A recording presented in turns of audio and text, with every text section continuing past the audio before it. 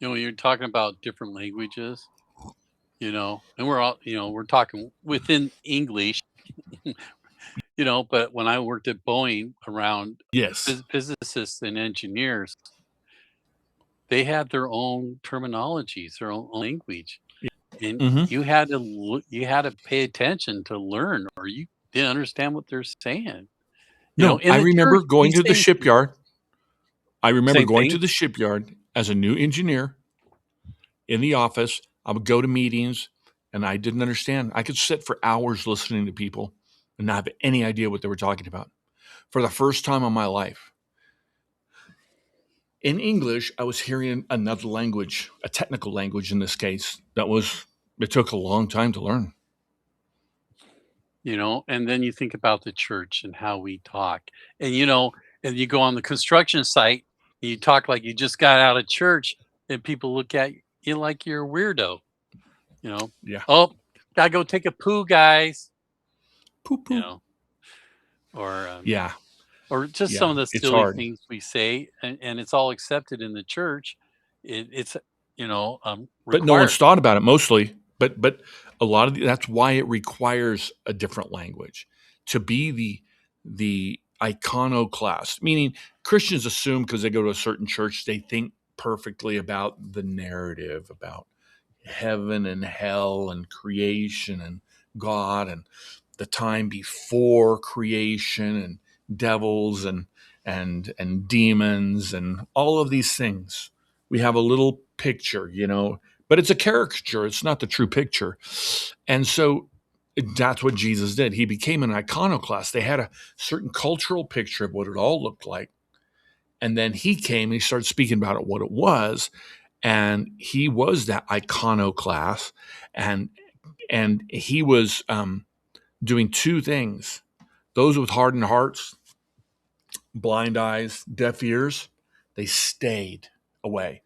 But for the others, there was intrigue. It was hard to hear, But you but were it drawn to it. they said there was some Holy Spirit calling that made them know this is a unique guy and he must be listened to. He's not your ordinary fellow. Right. But he spoke that way on purpose to keep the division from the wheat and the tares. Now it's inevitable when the kingdom starts to form that the enemy brings tares. But at that point, he was trying to form that new church. So, no. And so today, as new voices to a fairly satisfied population, matter of fact, you say the most simple thing. If you start talking, we did it the other day, one of our broadcasts, and I made note of it on something later. Um, if you start talking about the blessings of God associated with your birthright as a child of God, your inheritance, what you could expect today, or that you could even expect something today. So audacious to think you can really expect something from God. You say that, they immediately just whitewash you. They're I watched Braveheart the other day, and when they're bringing him in, when they're going to make him confess, and they bring him in and they're throwing fruit at him. It's like all the Christians online and everything got a basket of fruit. And if you say that you'll be blessed by God because of the work on the cross, heretic, heretic, name it, claim it, health and wealth, blab it, grab it. Yeah. It's funny. And that's not really, it's we didn't come from that background.